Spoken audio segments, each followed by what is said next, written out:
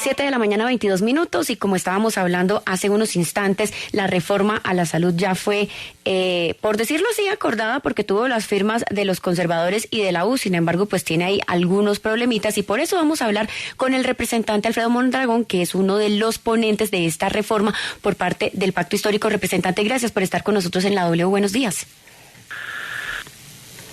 Saludos a toda la audiencia. Representante, ¿qué fue lo que pasó? Porque esta semana hemos vivido de todo con la reforma a la salud. Se fueron los liberales, se fueron los conservadores, se fue la U, pero ayer vemos aparecer estas firmas. ¿Eso qué significa realmente? ¿La reforma va a tener el respaldo de estas bancadas o simplemente son estos ponentes que pusieron su firma ahí? Que hay que recordar son antecedentes. Cuando las reformas son verdaderas, pues van a tener que superar muchos obstáculos. Obstáculos de aquellos poderes económicos tan fuertes que quieren presionar al país diciendo de que todo está muy bien, básicamente para que ellos sigan apoderándose de sus recursos, y yo creo que eso lo está viendo el país. Por lo tanto, creo que todas las dinámicas y las tensiones no pueden resolverse por la vía, digamos, de un anuncio mediático de fracaso, de éxito, sino de mirar las condiciones objetivas que están dando. Yo lo que creo es que es objetivo y dable, recomendable tener en cuenta todas las posturas, entre ellas las de presidentes de partidos y las colectividades de los partidos. Pero también creo que es muy importante, y eso nos toca que asumirlo a los congresistas de todas las corrientes políticas, es que cuando vamos a las cumbres o a las audiencias públicas que hemos desarrollado, nos encontramos con muchas personas, pacientes, cuidadoras, médicos, médicas, personas del sector de la salud que nos dicen que hay cantidad de problemas que tenemos la responsabilidad de solucionarlos. Así que nos toca que escuchar no solamente a los jefes de los partidos, que es muy respetable, pero también es muy respetable la posición de la ciudadanía, tanto en las zonas urbanas, ¿cierto? En las zonas más pobladas de las zonas urbanas tenemos deficiencias muy grandes en materia de acceso a salud. ¿Ya?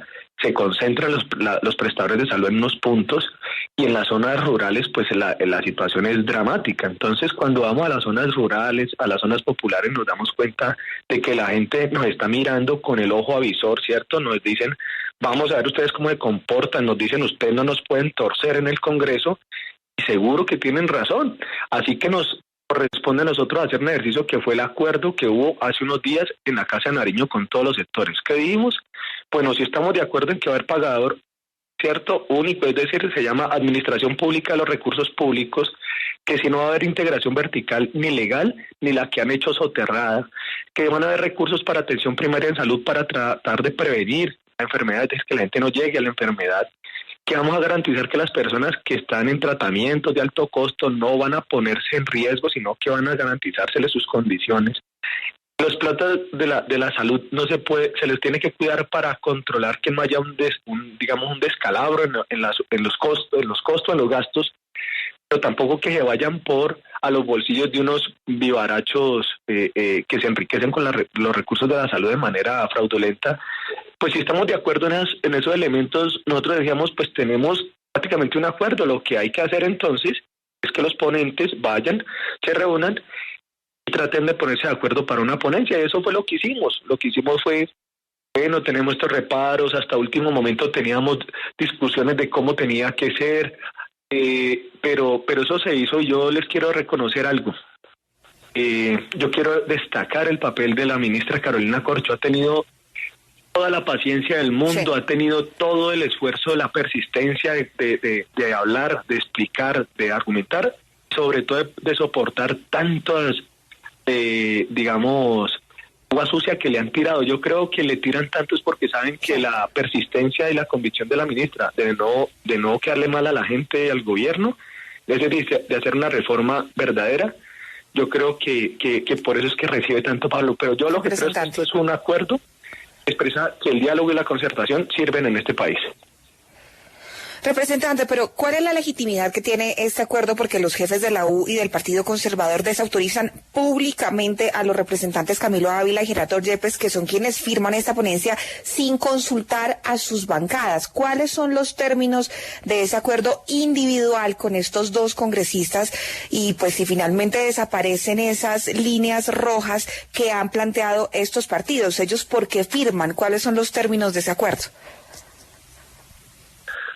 Mira, yo creo, y voy a ser respetuoso porque no creo que me corresponda a mí plantear las discusiones internas de otros partidos que no sean los míos, pero yo sí creo y debo honrarlo, y es que ellos siempre estuvieron muy preocupados, ¿cierto?, de cómo lograban una postura que les permitiera efectivamente recoger las recomendaciones y preocupaciones que vienen desde sus partidos y desde los jefes de los partidos, pero también ellos han sido muy sensibles en cómo recoger también lo que le está doliendo a la ciudadanía. Es que ellos llegan al territorio, ellos son los que se exponen al territorio a la ciudadanía, y la ciudadanía es la que dicen, no me aguanto más autorizaciones de 3 o 6 meses para una cita de medicamento o que no tengamos un puesto de salud. Ellos creo que también les tuvo que interpretar esa dinámica, entonces siempre, por eso fue que tuvimos, yo hubiera querido incluso que hubiera podido radicar antes. Teníamos coincidencia muy importante, haberse radicado antes, pero era todo el tiempo nosotros en un proceso de negociación de cómo precisábamos cosas. Dijimos, bueno, en esta es difícil que nos pongamos de acuerdo, tratemos de que el mismo seno del Congreso podamos avanzar en esa, pero mira que en esta pudimos avanzar. Aclaramos que los fondos regionales no son una burocracia como les preocupaba a todos los partidos, entonces que son fondos cuenta y eso queda en el documento. Planteamos que las redes integrales integradas van a contar con la colaboración y el acompañamiento de los sectores privados. Dijimos eso hay que hacerlo.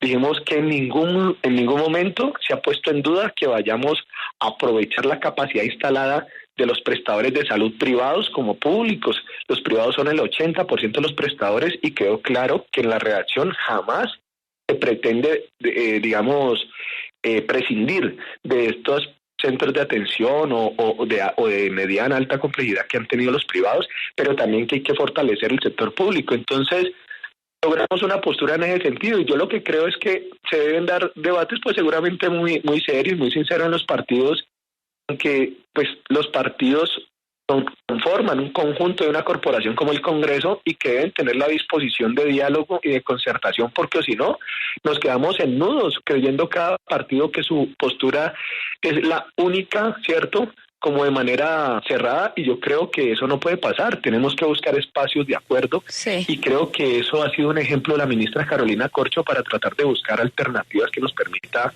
incluso hoy las condiciones para nosotros ponernos de acuerdo en la mayoría de ponentes en la Comisión Séptima y presentar ponencia positiva. Sí, representante, hablemos ahora de la forma, porque mucha gente está criticando la forma como la hicieron, 5:20 de la tarde, viernes justo antes de Semana Santa, todo prácticamente ya el Congreso desocupado. ¿Por qué decidieron hacerlo así y quizás de pronto no esperar después de Semana Santa, lunes primera hora, para radicar esta ponencia? Pues porque si logramos acuerdo el viernes, ¿por qué vamos a esperar a Semana Santa? Yo, la verdad, yo no sé si tú eras una de las periodistas que llegaban a mi oficina, pero llegaron muchos periodistas y me preguntaban, y ellos saben que yo les decía, yo quiero radicar eso inmediatamente, y me empezaron a preguntar como desde el miércoles o jueves, y yo tenía una insistencia con varios colegas, hagámosle, pero también todos decíamos, busquemos las condiciones para propiciar eso. Mira que tenemos condiciones, mira que lo hemos hablado, mira que todos hemos ido a la mayoría de audiencias y hemos escuchado a la gente. Nosotros no nos podemos ser insensibles o insensatos de no escuchar a todos los actores. Entonces, bueno, logramos este momento y la verdad es que ha sido jornadas muy agotadoras. Yo vengo no solamente de contribuir a procesos en mi condición de coordinador ponente por el Pacto Histórico de la Reforma a la Salud, de buscar espacios de encuentro con todos los sectores y los ponentes, sino también que estuve preparando un debate de control público a la CPS. Esto ha sido días muy agotadores y bueno, yo creo que el país merecía una noticia de estas y yo digo, pues si logramos ese acuerdo, como para qué postergarlo. Yo creo que ahorita lo que tenemos que hacer es mirar el contenido, porque obviamente seguramente van a haber muchas diferencias, van a haber muchos ajustes, pero nosotros lo que esperamos es que los ajustes y las diferencias sean sobre la base de fortalecer efectivamente nuestro sistema de salud para que le garantice el derecho a la salud a los colombianos. Representante, pues está muy bien que logren esos acuerdos y como usted dice, pues se seguirá dando el debate, pero yo le quiero insistir en lo que le pregunta Alejandra, porque ¿cuál es el mensaje de erradicar esa ponencia a puertas de Semana Santa, casi que a escondidas de los partidos? Porque es que ese rumor de que ellos iban a firmar empezó muy temprano y por eso había periodistas en su oficina en el Congreso y fuentes nos cuentan que los representantes no les contestaron las llamadas a los jefes de sus partidos, quienes estaban justamente preguntándoles que qué era lo que estaba pasando y si iban a firmar esa ponencia. ¿Usted no cree que esto de pronto podría generar una mayor distancia con los partidos de la coalición de gobierno por la forma como lo hicieron y que al final les afecte los votos, que es lo que importa al momento de ir a votar la reforma a la salud en el primer debate? Porque podrían, por ejemplo, imponerles la ley de bancadas. Mira, yo creo que a esto no hay que ponerle suspicacias como algunos sectores han intentado. Yo creo que lo concreto es que primero era una tragedia que porque no se había podido, digamos, un acuerdo con los partidos.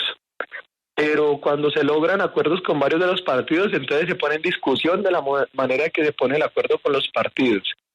Cuando se le hace caso solamente a los presidentes de los partidos, se dice entonces se vuelve es una partidocracia, pero cuando entonces se atiende la postura del conjunto de los partidos, a la diversidad de los partidos y a la ciudadanía, entonces parece que hay contradicción entre esas disposiciones, ¿no? Entre esas diferentes, digamos, fuentes de mandato.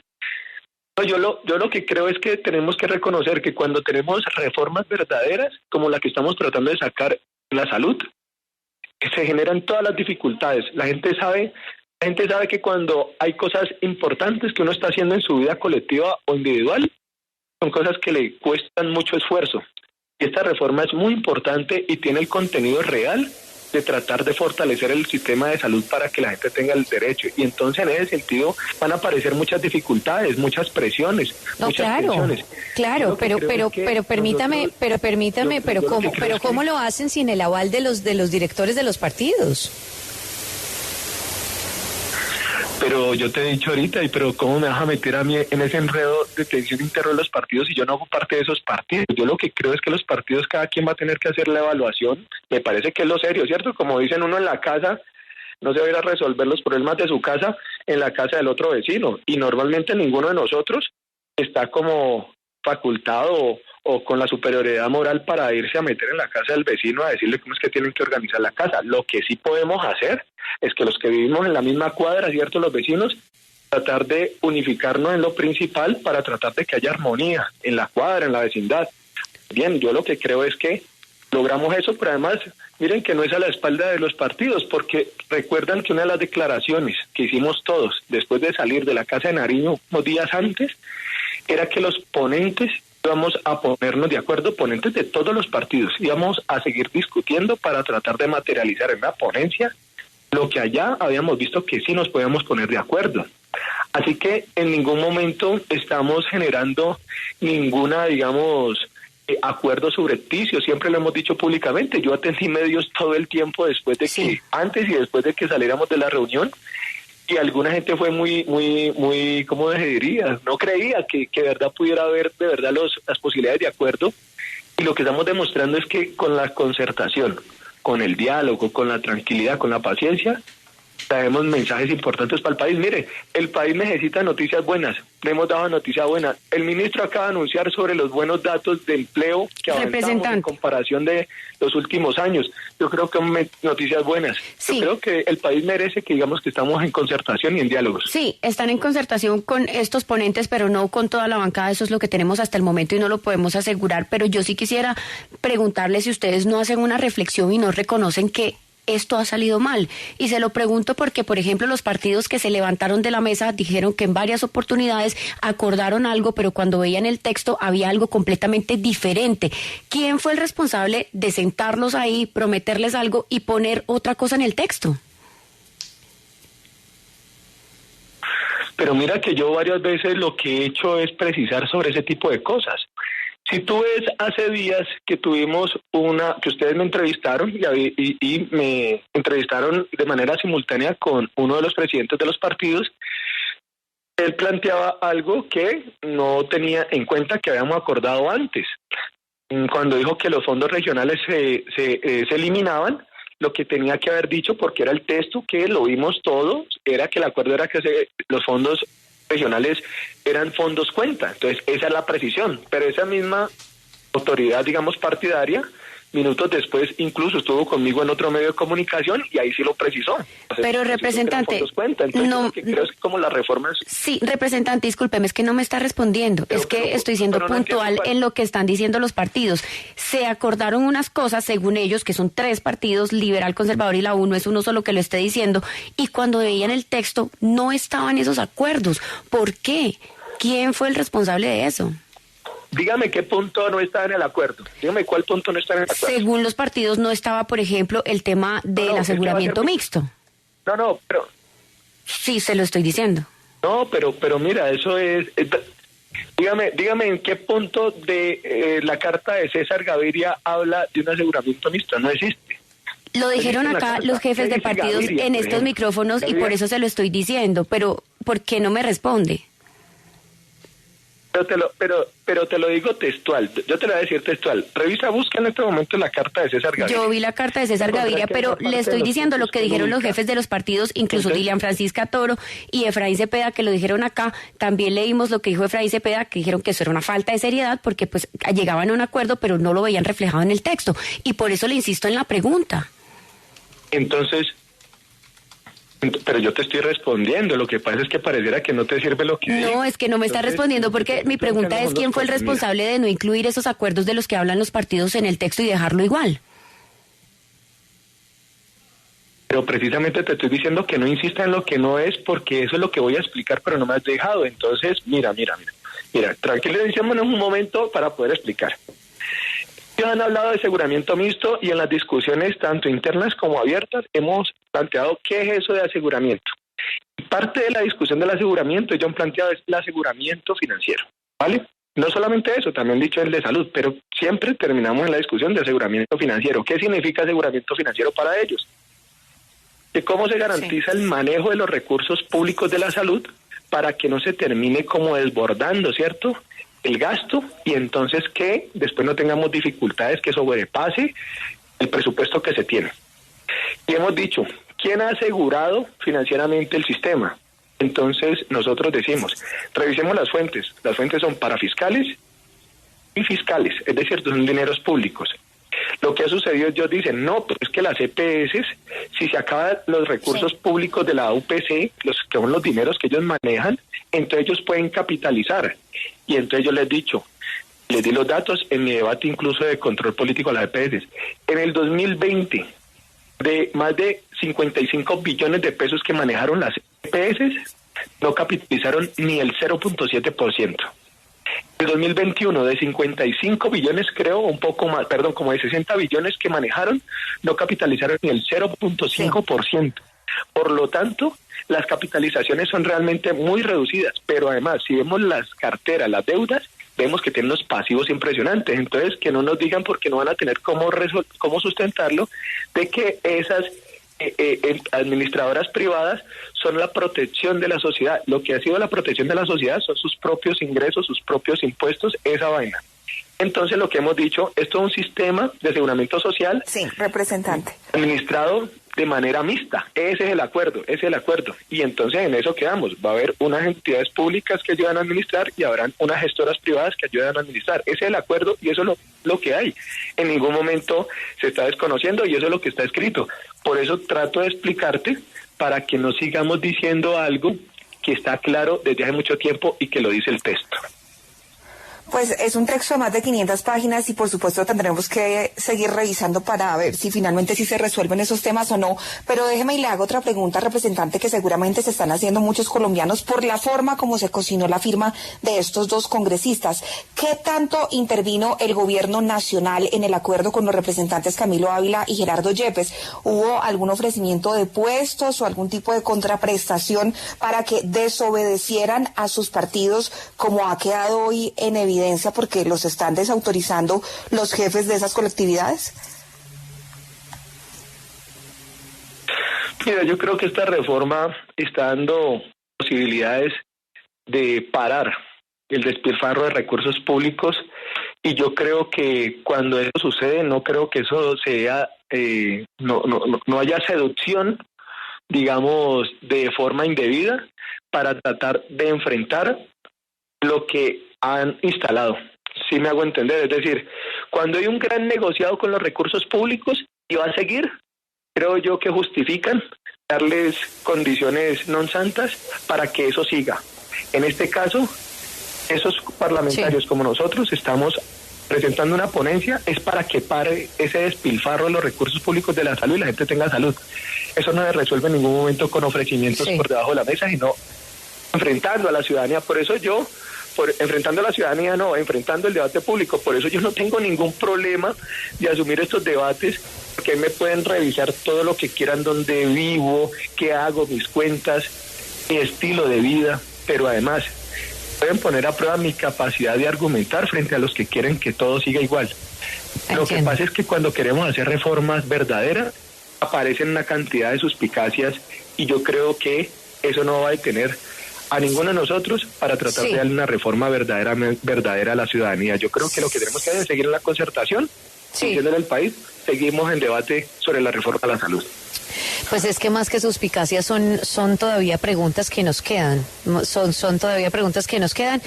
Pero yo le agradezco al representante de la Cámara por el Pacto Histórico, Alfredo Mondragón, por haber estado con nosotros en W Fin de Semana. No, a ustedes muchas gracias. Chao, que estén muy bien.